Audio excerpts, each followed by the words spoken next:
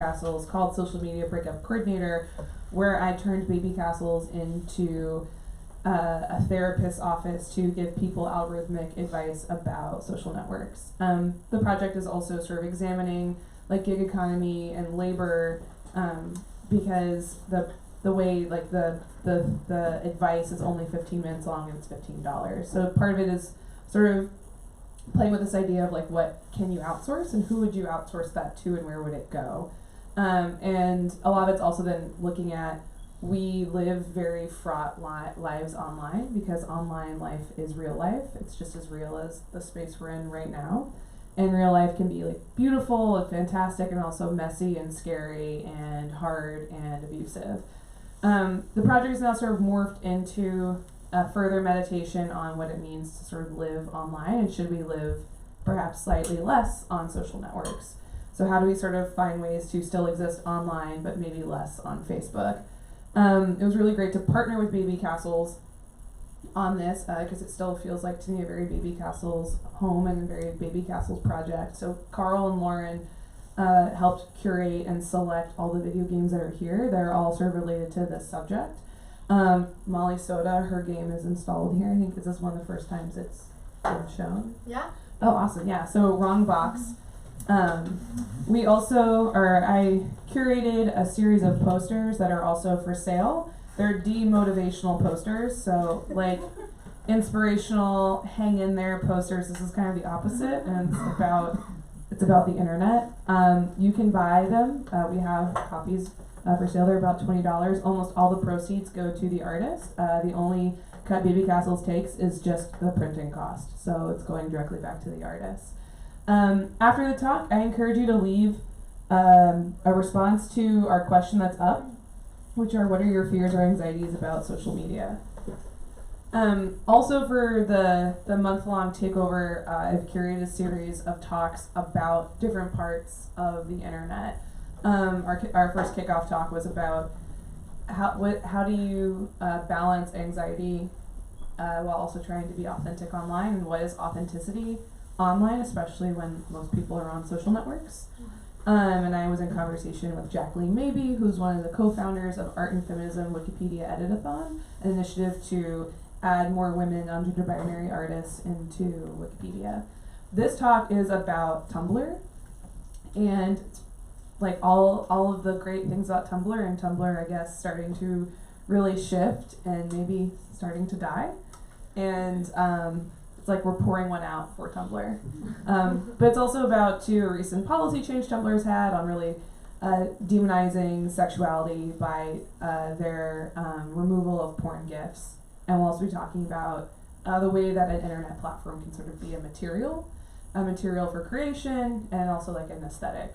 And I'll let the panelists introduce themselves and we'll get started. Cool. Hi, my name is Amalia Soto. I'm better known as Molly Soda, which is coincidentally my Tumblr is where that name comes from. So it all comes full circle tonight. But so I've been going by that name for like 10 years. It's also the name I go by as an artist. But yeah, so I'm a visual artist. I mostly work in digital media and video and internet-based work. So I sort of use online spaces as places to not only host my work, but it's sort of where I take things and put them back into my work. So it's kind of a constant feedback loop. So yeah. I can also use this one too. This one I think should be on. So you get multiple mics. Oh. Should we do it at the same time? Yeah, why not? We could interview each other, that'd be kind of fun. So, Where are you from? I'm from Homedale, New Jersey, where they, there's a historical farm that's like Colonial Williamsburg, and also Bell Labs. So yeah. Where are you from? Houston, Texas. What's your full name? Charles Aaron Bruskowski. What?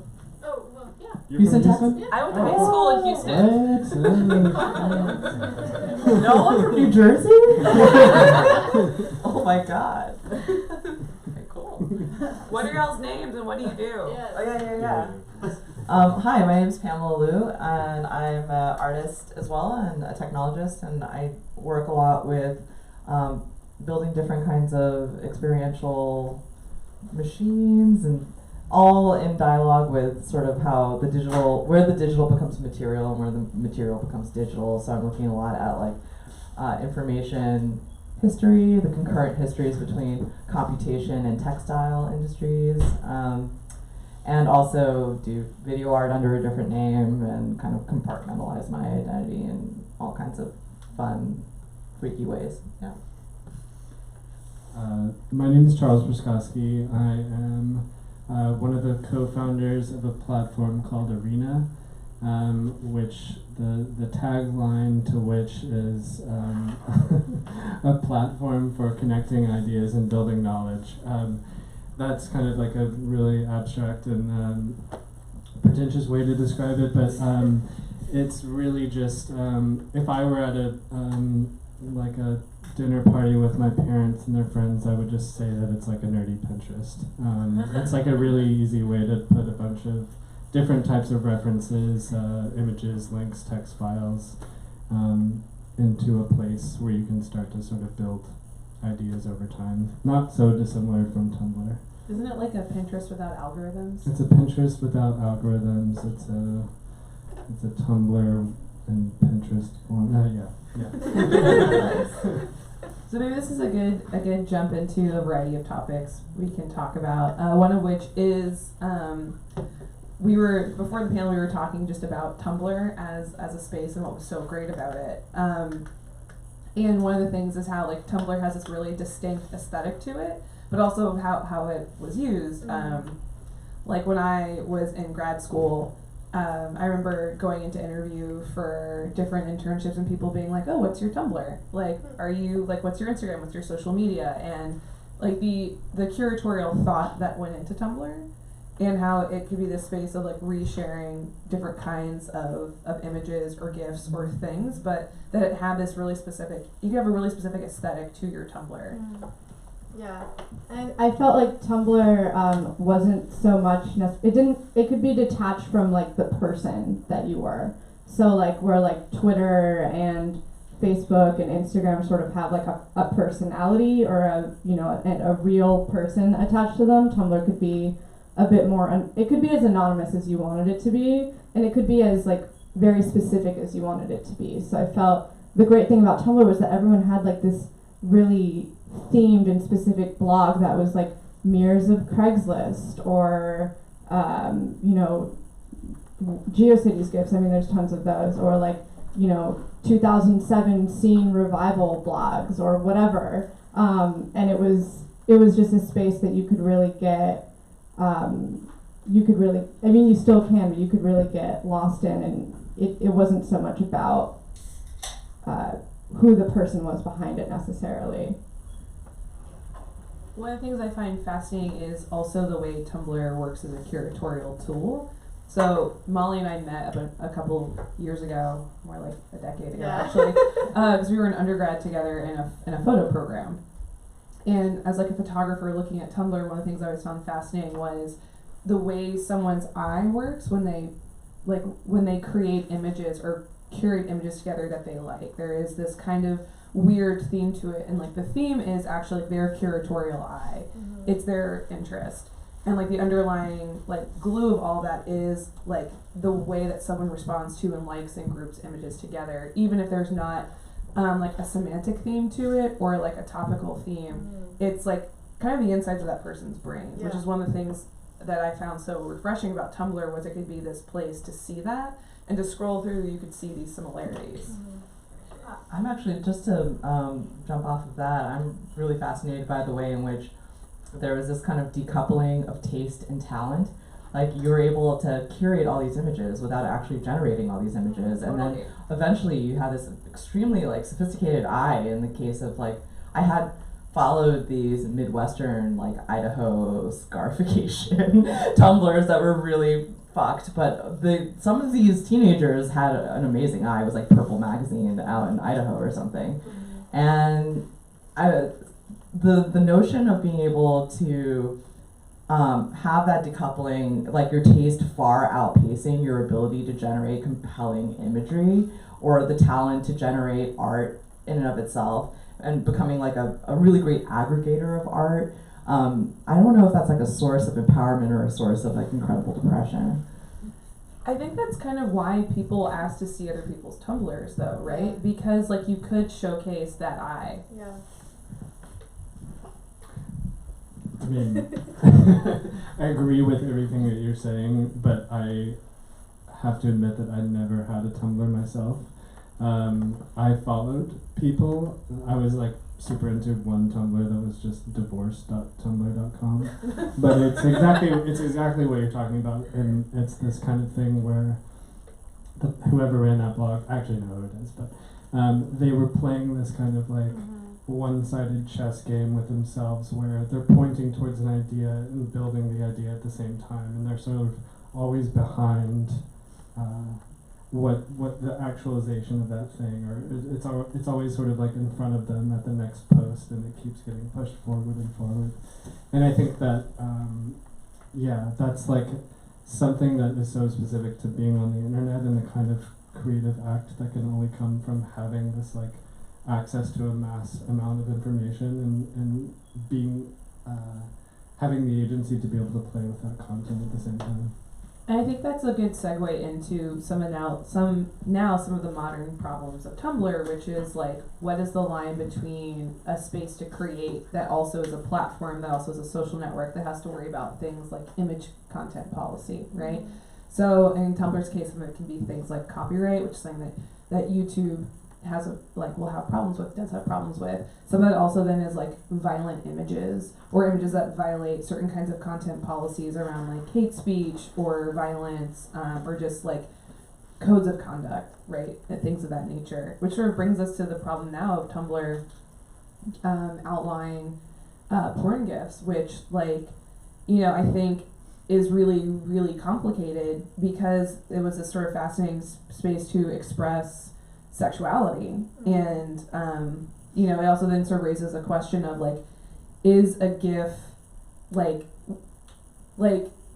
kind of the tension and problems that Instagram had of taking down topless photos, right? Like, what's so offensive about women's nipples or breastfeeding, and what's so offensive about like female pleasure, right? Or varying forms of female pleasure that are explicit or not explicit.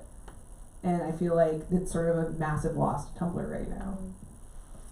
Yeah, and I think Tumblr was already sort of suffering a bit after Yahoo purchased it, I think a couple of years ago. I feel like people sort of started jumping off, and you were getting these kind of like unsightly ads, and it was becoming, you were seeing less and less of your friends there. There was less of a community in it, for me at least, so I'd sort of use it anonymously. And I think when they announced in December, right, that they announced that they were taking away, I think they gave users like 2 weeks, then told them that they were deleting anything that was pornographic, which I just logged into my Tumblr the other day and basically found like 30 plus pages of things that they had flagged, and it was like anything. It was like photo booth selfies and actual nudity and not actual nudity and whatever, and I didn't even bother like engaging with it. But I think this new policy really outraged people because Tumblr was sort of one of the only social medias where that was acceptable, and where people really like went to where it was commonplace to see that, and I don't think anyone was really like particularly outraged by it or cared. It was just a thing. And so I think that really kind of destroyed a lot of people's blogs and their communities, and also I think everyone, at least I was scrambling to back up all my stuff in the 2 weeks that happened, and that kind of brings into question like, how do you how do you save these spaces? How do you archive them?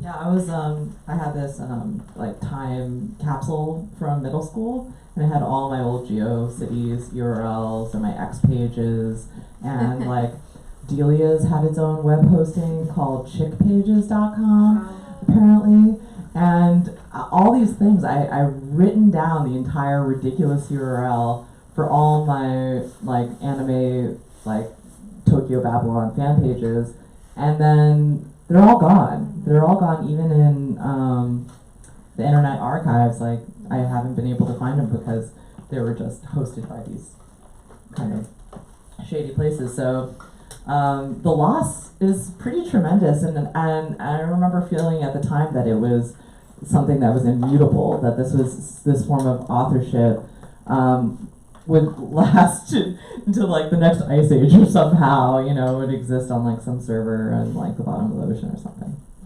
Yeah.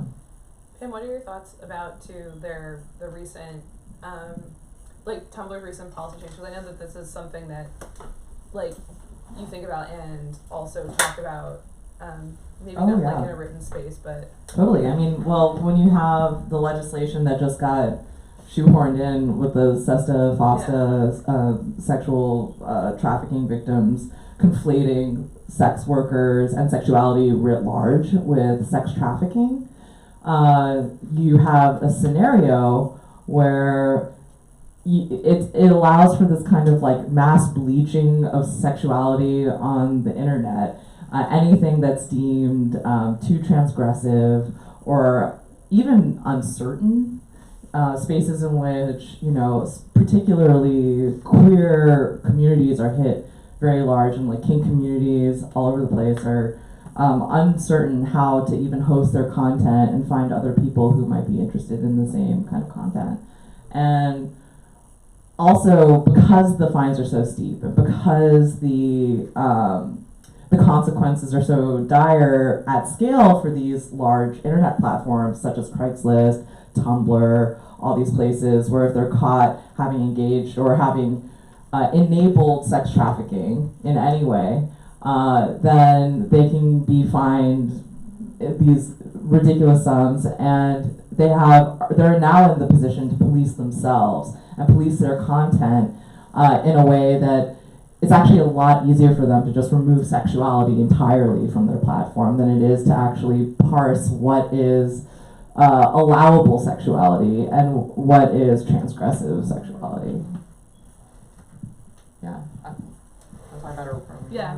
Well, so, because like one of the reasons that this panel also came together was when we were discussing different topics to cover for Social Media Breakup Coordinator, Tumblr came up in its policy change, and then also like what are the solutions to it, and Cab had tweeted something right after the policy changes, which was people can come to Arena, and yeah, I mean, for us, it's the solution was sort of pretty straightforward. We just had to make tools that allowed people to flag their own content as not safe for work, and have a setting on whether or not they wanted to view not safe for work content. Arena's like a little different than Tumblr in that it's maybe slightly more towards the utilitarian side, so people do use it for like actual workplace stuff. And I don't know if anyone ever used Tumblr for work. It's probably an exception, not the rule. But yeah, I mean, I think that there are cases where like I don't know. There's a weird workplace where, or not a weird, but there's a workplace in which like seeing not safe, typically deemed not safe for work content is probably appropriate, and vice versa. But for the thing I'm interested in actually is we were talking about Pornhub and the idea that people are now sort of gravitating towards to Pornhub as a place that could be like an alternative solution to what Tumblr once was, and how does like Pornhub handle this kind of situation, because they have, you know, much more of this kind of content that they have to police, and the lines are probably more blurry. Yeah. I mean, I'm not a lawyer, and I don't know if we have a copyright lawyer in the audience, but I imagine like the sign up for Pornhub is really different than the sign up for getting on another platform. Mm-hmm. And I think like when you are signing up and verifying your identity that you're over the age of 18, and it's a closed platform in a way. So like people like to refer to Facebook as a walled garden. Right. You can't access Facebook material really unless you're logged into Facebook, in the way that you can access a lot of information on Instagram if your account's public, for example, right? or on Twitter. Like Twitter, you can embed tweets into journalistic CMS systems. So like those are like these really embeddable forms of media. Whereas with Facebook, unless it's like a public page, even still it's really hard to find a lot of information on there. You have to be like logged in to Facebook to access it. And that's like the design of Facebook. That's why people like stay constantly logged in, right? And Pornhub, I believe I haven't actually ever been to the website, but I have been to some above the age of 18 websites. You have to sign in for stuff like that. You have to like log in, you have to verify things. And I think that verification makes it harder to police in a way. So like Carl had mentioned something earlier about people like hosting non-porn videos on Pornhub. Like, was it Moana? Yeah. Yeah. Yeah. Yeah, you can watch whole pirated movies on there. So part of that is like if Pornhub is allowing people to upload videos, and the way that they're thinking about content moderation and content takedowns is different than a regular platform. It can be used as kind of like liminal or in between space for other kinds of content. Because like one of the reasons content gets taken down on websites is when you have content moderators responding to takedowns, right? So that means you have people saying like, take this down. I think in YouTube's place, like when things are taken down due to copyright, people still have to request that that's taken down, right? So like YouTube isn't going out necessarily looking for copyright stuff. Like other people are constantly requesting that, from what I believe. But what that means is that they have to wait for things to be reported. So that means that the role of the content moderator is really specific there. So like content can stay on Pornhub in this different kind of space.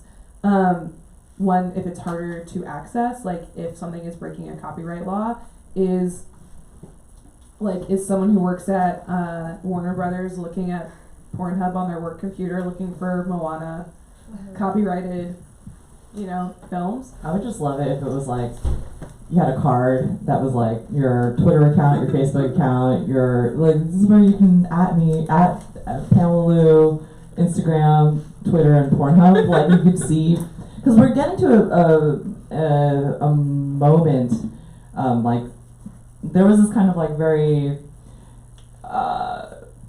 ecstatic era of net art where there was a lot of freedom and almost no rules and just sort of this like free for all, and now that moment is the apotheosis of net art is kind of closing, and to see the ways in which basically every ISP knows exactly what you're into. They're like your Verizon knows all kinds of crazy stuff that you query in your Pornhub search bar or whatever kind of like content that you use, and so that data is already being siphoned off and aggregated and being the numbers are being crunched on it. So I wonder then pretty soon with these abilities to trace back people's search history is like it's in someone's database already. It is already out there. Yeah, it's about querying it, I guess. For Tumblr before this whole change in policy, there was no way to mark individual pieces of content as not safe for work. So if you sent someone your Tumblr and there was like nudity on your page, they would see everything, right? I think there was a way to mark it, but yeah, that's what I thought too. I'm pretty sure there was. Yes. But I think it was just like, I don't know. And I also was just thinking about how you were talking about content moderation and how, when we look at when something is flagged, someone is literally looking at it and deciding whether or not it's going to be removed.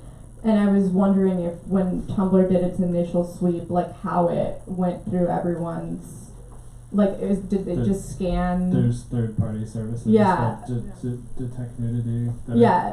Fairly. Like it's not a person. But also in the first sweep. The first sweep is not a person. Right. And that's why you're getting like weird webcam selfies and like figures of bodies. Right, because it's training a machine learning algorithm on like this is what porn looks like. and Right. Most of the webcam Like porn these has positions. yeah. Right. And also like desert landscapes are apparently very Yeah.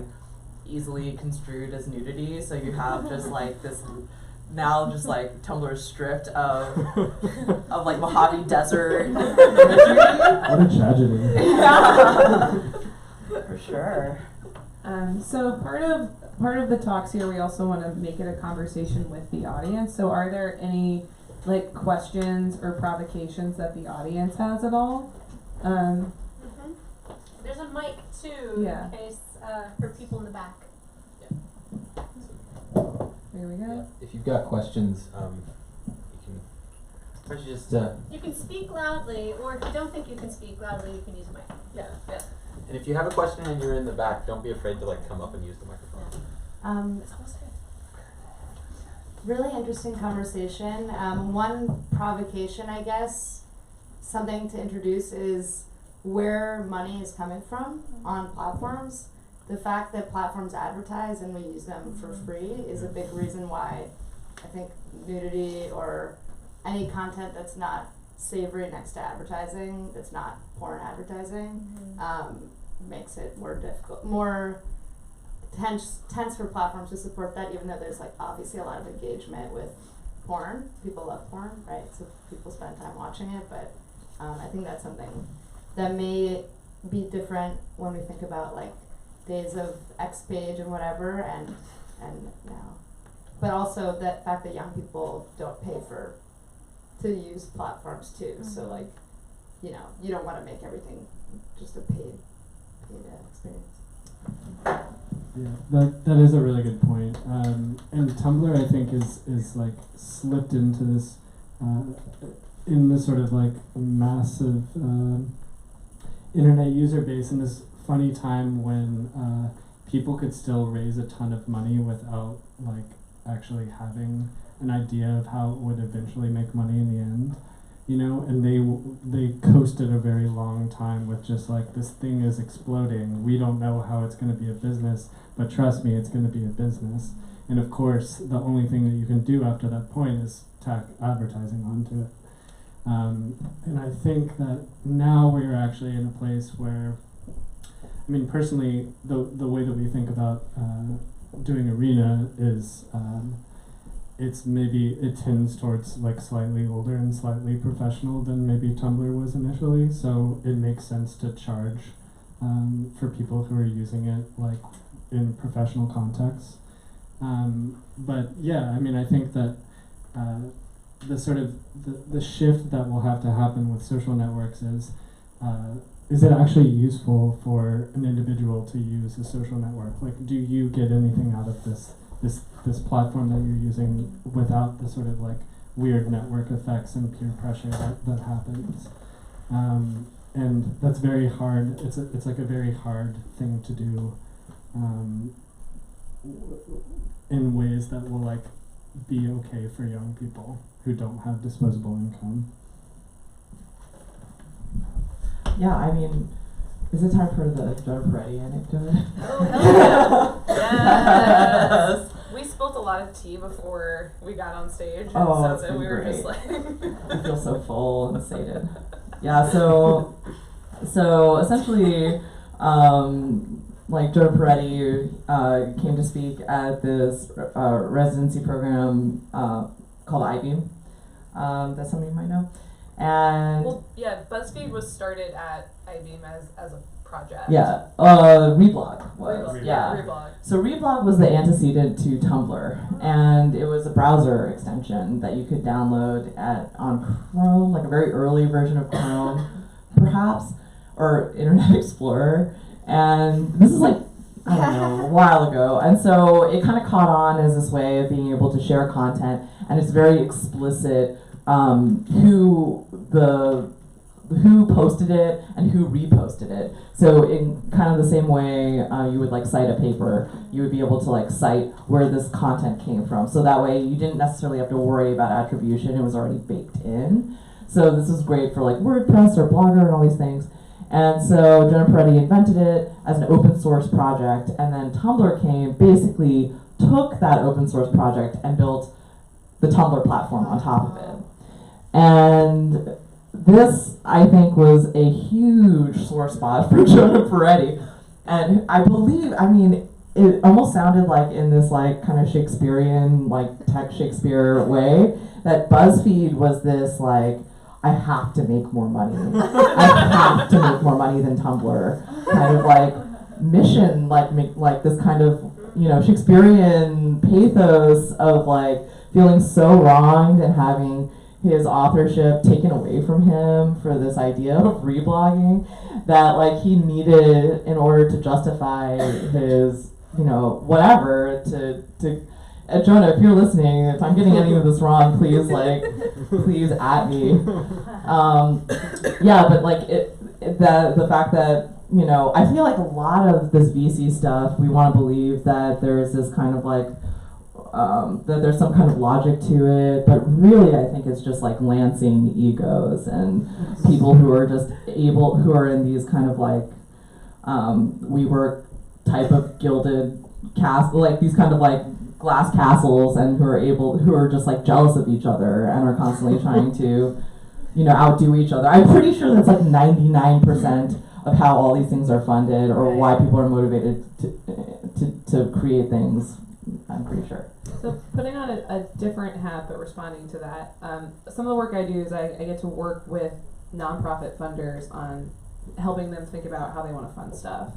And while this sounds like really weird, hear me out. Sometimes like too much money can destroy a project. And I think we see that with like VC culture, but we can also see that with things like open source or startup culture, right? Like sometimes, like if you're given, for example, $100,000 and you have no idea how to spend it, it can like destroy a project because you have to spend things in a certain amount of time. And then you have to like think about how the money you just spent is sustainable for the next year. Meaning if someone gave like Baby Castles $100,000 right now with the idea that the next year they should like have that money again from somewhere else to maintain a budget, like that's a problem, right?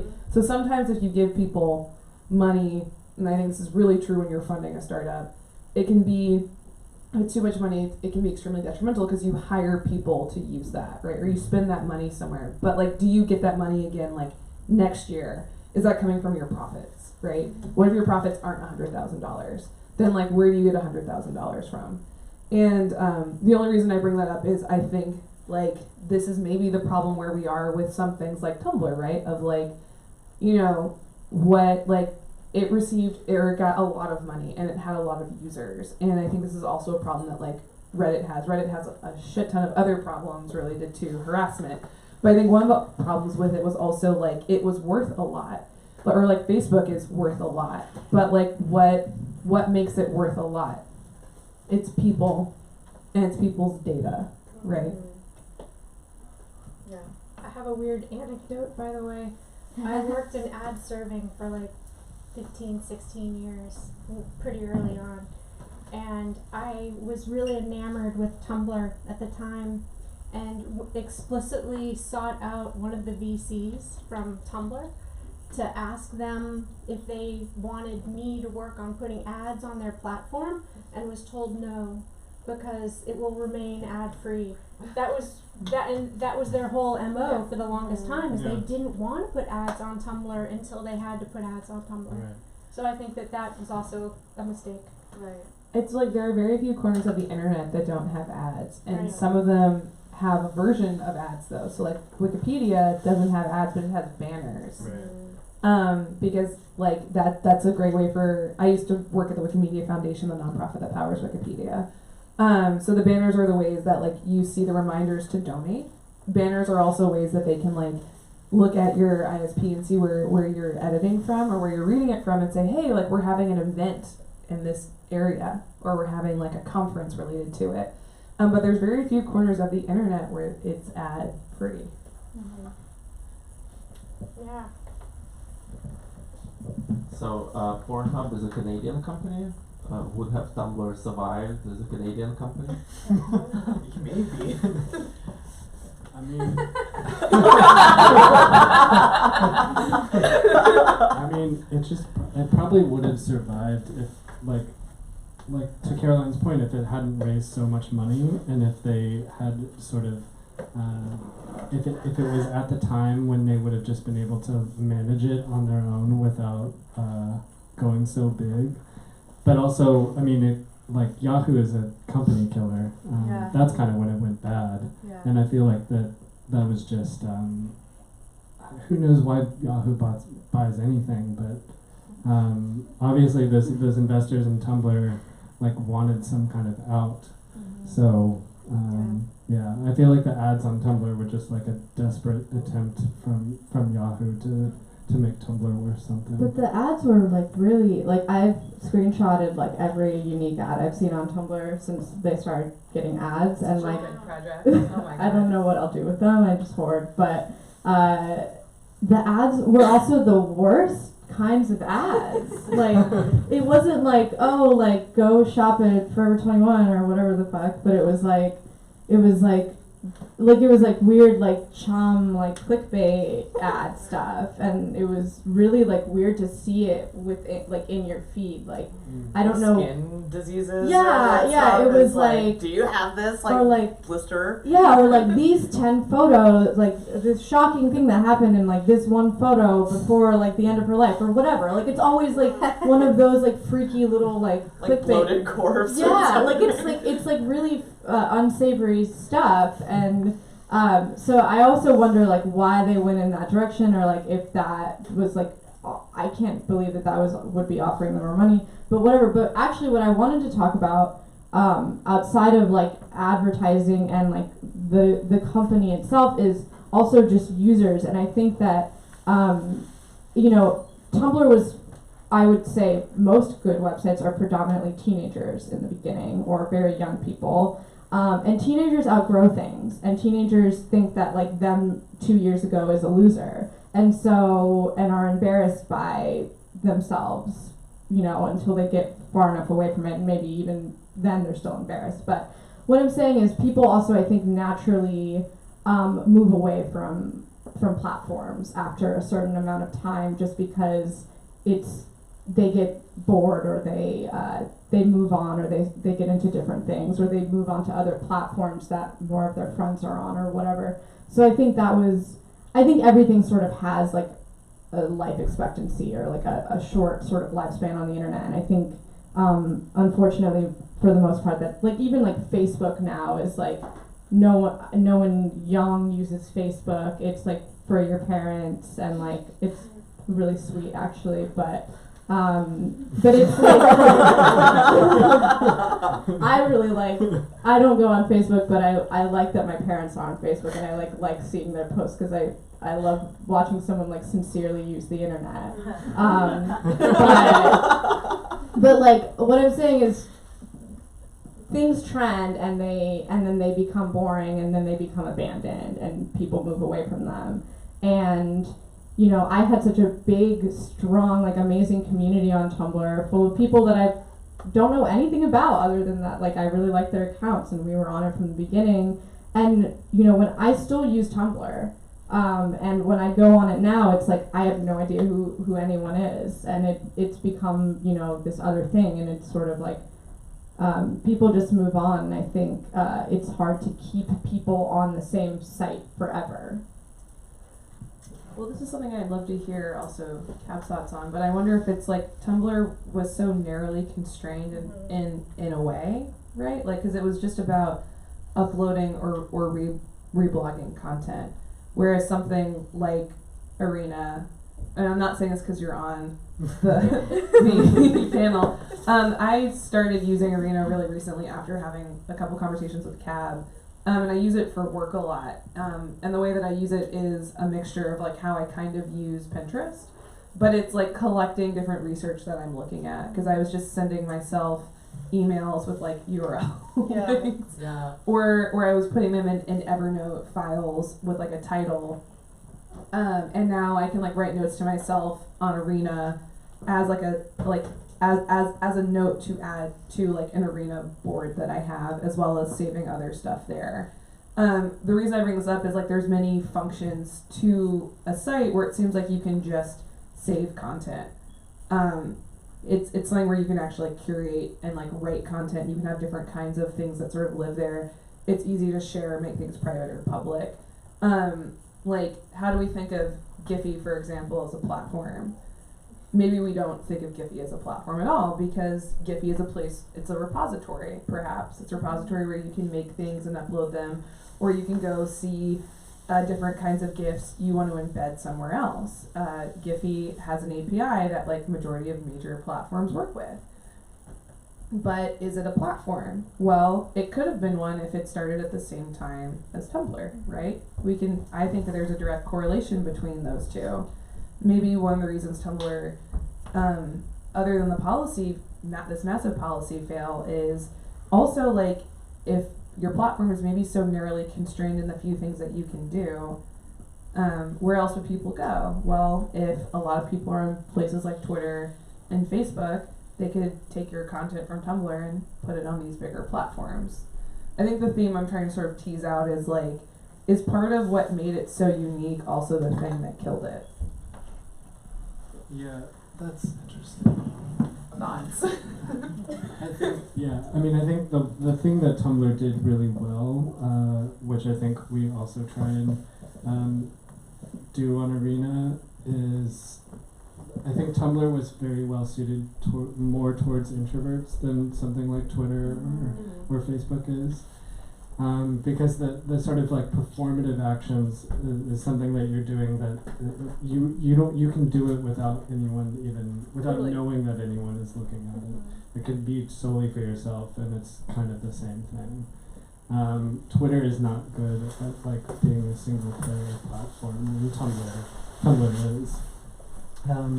But yeah, I mean, I think that Tumblr, like obviously the differences between something like Arena and something like Tumblr is so, it's like there's not actually a lot of difference. Well, but you can do so much more with Arena though than you can with Tumblr. Yeah, I mean, thank you. But I mean, like structurally, Yeah. like they're like pretty close to the same thing, and the difference is in how that stuff is presented, right? I feel like I'm on my best behavior when I'm on my Arena board because yeah, definitely, because usually it's like my friends who I know professionally, white papers, research papers, these sorts of like projects that I have going on, versus Tumblr, which is like the goopiest, subconscious, like just like primordial craziness that I could dream of. Yeah, I mean that is a really good point of Tumblr, and I think that there's some zone in between those two spaces that is like the right place. You know, like LinkedIn is like, you know, it's no, but like there's some kind of like place in between, like being buttoned up and showing your true self that is probably the right mix of things. It's like Arena after dark. I also just want to note that Tumblr is really the last, correct me if I'm wrong, the last website that was truly customizable, like design-wise. Yeah. I don't know if I'm trying to think of something else, because Facebook and Twitter and Instagram aren't. I mean, it depends. So there's other platforms that are like more about building websites, But, you know, yeah. that are networked. So like Universe is one of those. What's Universe? It's like it's a building a website on your phone, but you can But follow, you have, like, can buddies. follow other websites and stuff. Okay. Yeah. Maybe it's like the customizable website we think of as a social network. Yeah, like it's like MySpace. Yeah. Like Tumblr, it has the same editing capabilities that like MySpace did, and it was like your profile to a certain degree. So I feel like that is something that I really don't see online as much as I used to in a social media context. So I started using Tumblr when I was in fashion, and I had a jewelry brand, and maybe some folks don't know this, but Tumblr reached out to a bunch of brands based on different PR firms, like all kinds of fashion brands, way before they did like a hard launch to the general public. they would have these like aggregators of like different brand Tumblrs like a little bit ahead of time. So they were already very prepared for this like there was a lot of top down as opposed to bottom up kind of planning on their part from a marketing perspective. And I just remember, you know, because when I was in fashion, I was having like a nervous breakdown. As I was using my Tumblr, it became like, you know, fashion editorial photos, and would slowly start to descend into like very poorly, like purposefully tasteless content, because it was so performative for me to have to be like this like fashion goth all the time. So I started to really poke holes with my Tumblr, and then also basically the aggregator right at the beginning, and Instagram does this too, and every single one of these platforms do this, where they'll reach out to certain users and like blast them out, and then they'll all of a sudden overnight have like 70K followers or something. Brands do this. Brands basically have an extra leg up based on their relationship with different like different PR and branding agencies, and yeah, so it's pretty fascinating to see how it feels so organic, and it feels so much like this like kind of teenagers sort of glommed on their own and discovered this like quirky thing, but so much of it was designed and so much of it was deliberate, and yeah, it was interesting. I don't know where I was going with that, but that was my Tumblr experience. Yeah, it was like half brand, but the brand started to sort of become me, and then I started disintegrating. And it's all in Tumblr. This whole arc is all captured in Tumblr, which I won't give you the name of the Tumblr, but I'm sure you could find it if you wanted to. Do we have any more questions or thoughts from the audience? So with the advent of all of these things becoming so mainstream that like politicians and celebrities and everybody is on them, like I remember when Tumblr just came out, kind of like what you were talking about earlier, and it was like a sideline kind of place where it was like everybody was doing their own thing and the stakes weren't there. Like you could create them for yourself if you wanted to, but then everybody got onto these platforms and you have to like uphold a certain persona or something in order to like advance or move ahead or like do what you need to do, and there's not really room to like have this sideline personality unless that's like what you're doing.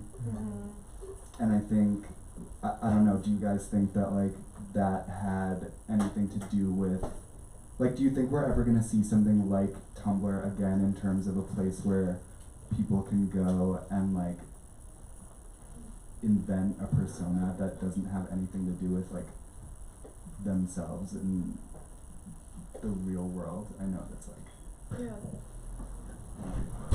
I think we're seeing different things like that, but I guess sort of like building off what Molly was talking about earlier, we should probably look to where like the teens are. Yeah. So like how teenagers use Instagram, I think is really fascinating.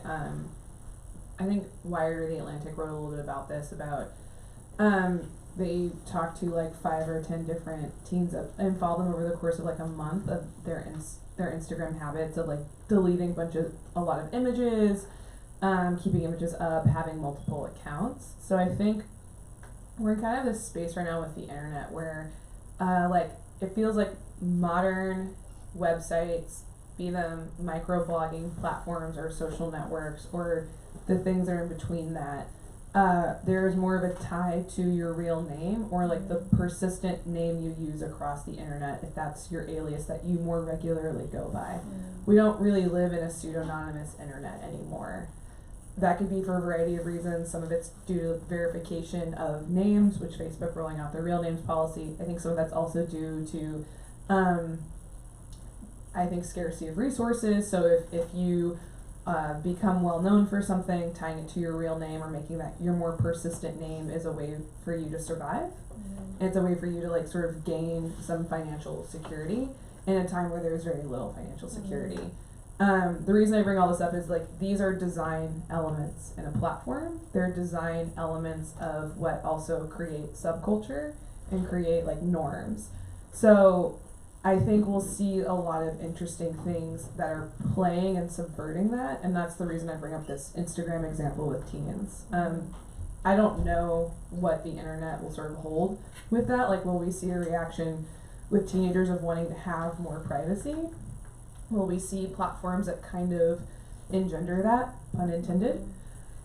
Because like the internet is an awful place for femme presenting people and non-gender binary folks and women and people of color. Like they face harassment so much, like in massive waves. So like is the future of the internet like federation, like Mastodon? Is it something where it's about like small things that people cast off quickly and bring back on? Like I have no idea what it looks like, I guess is what I'm saying. Or maybe what we see is like society kind of doubling down on the things we already have. Like who knows? But I do think there's something interesting here with like real names and like persistent names and like a less anonymous internet, and that will have, I think, very massive and major effects. The less anonymous internet will? Yeah. Like what we're doing now? Yeah, like I Yeah. think that's going to continue for Yeah, like, no matter what, and I think Yeah. that is going to really, really affect people. I think it already like is affecting people. I feel like the internet has, I think a lot of people feel very bound up in it in a way where their livelihoods depend on it, in a way where before it really wasn't a thing, you know, like I couldn't even conceive of making money from being online. Even when I was using Tumblr early on and people were like starting to pay attention to it, I still couldn't conceive that that was ever going to make me money. And I think teenagers now know that they can make money online. I feel like, you know, the idea that someone can want to be a YouTuber for a living, which is not, you know, when I was in high school, YouTube had just come out and just didn't like that. I never thought that now I would, like, YouTuber would be a career path. And I think that that's sick and amazing, but I also think that it brings, like, its problems, and I think, yeah, I don't know, and just also, I think people want to see, I'm probably going off on a tangent, but I think people really want to see relatability and authenticity, and so we want to project that to people because people respond well to it, and that makes you money, unless you're like entertaining. Well, even then, like, you know, even the YouTubers I watch, which are like 17-year-olds, I'm like watching them because they're relatable, but I don't know how I relate to a 17-year-old, but like, you're watching people go about like their mundane lives, and you're so sort of obsessed with them because they're just like you, or they're like these regular people, or they're this answer to celebrity, and I think that is all sort of tied in with like being your real self, as opposed to living behind sort of an anonymous avatar of some sort. So I think it does really all tie into money, essentially. My mom texted me one day, so like, why do you call yourself the Whore of Babylon? I'm like, this is my BJ name. And so I remember just feeling that collapsing of the universes just all at once, just knowing that she had gone on this like really elaborate, not even that elaborate, I think it was like my Vimeo page, and it wasn't real, it was poor, it was a easy thing that I could have covered up, that whatever. But at the same time, like, you know, there is this implicit belief that we're like, I don't know, not interesting enough for people to like follow the breadcrumbs of our personality through all the different platforms, and that, oh, but I'm just a normal person who would go through that effort. And the truth is like, plenty of people actually And the ease with which you can throw these breadcrumbs out and disseminate these kind of like digital trails versus the difficulty of then retrieval of that data and like sanitation of it is just like completely different. So having your identity and your actual, personhood tied to all these different platforms, I feel like is kind of this like, it feels to me almost like a form of disintegration, and whereby you don't want to post certain things because you're scared that it's not gonna be part of your voice in some way, even though it totally is because you like totally said it. But at the same time, like I don't know how other people feel about it, but I feel like sometimes, your point about harassment, definitely curtails my speech for sure. There's certain things that I won't say, won't write about, or will write about under a different name, or and anonymously writing content is almost impossible nowadays because of ISPs and like DNS servers and everything. It's so easy to trace someone if you really are motivated to do so. So yeah, I don't know necessarily what the answer is, except like be super mediocre so no one pays attention to you. But that clearly is not the answer. Yeah. Let's ask the white man for the answer. I'm just, sorry. Oh, when you put it like that. Sorry. I mean, but the flip side of this stuff is that I know probably, like, I would guess at least that some of us have found people that we really connect with online. And I definitely, like, the friendship builder for me was Delicious, which, I don't know, no one, actually also a company that was killed by Yahoo, so rest in peace. But it was a kind of thing where, like, Delicious was similar to Tumblr in that it was really good for people who were introverted and not trying to make these performative gestures online and just sort of working on their own terms and being able to find people who were like doing things for themselves, but the things just happened to be public, and being able to sort of like cross the or see the overlaps between what you were interested in and what someone else is interested in.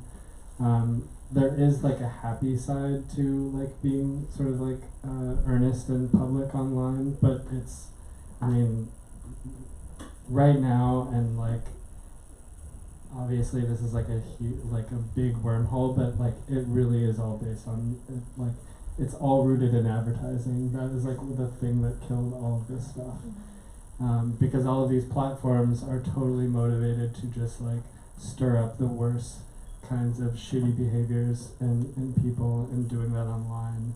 And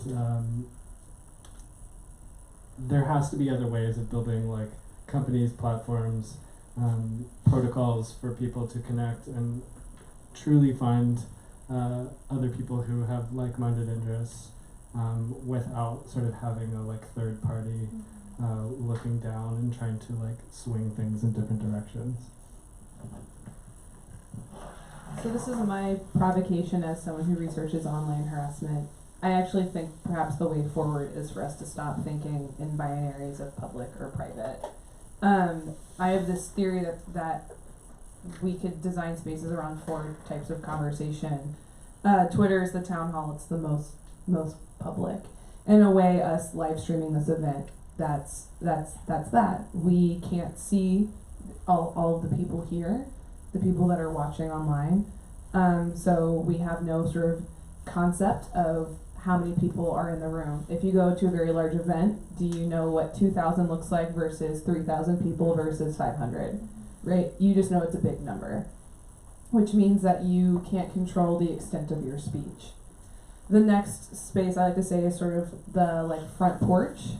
So if we were like hosting this maybe on the ground level or outside or had doors more open, that's what I call semi-public, in a way that like I know how loud my voice is. I can tell how loud it is based off the speaker, I know that all of you can hear me.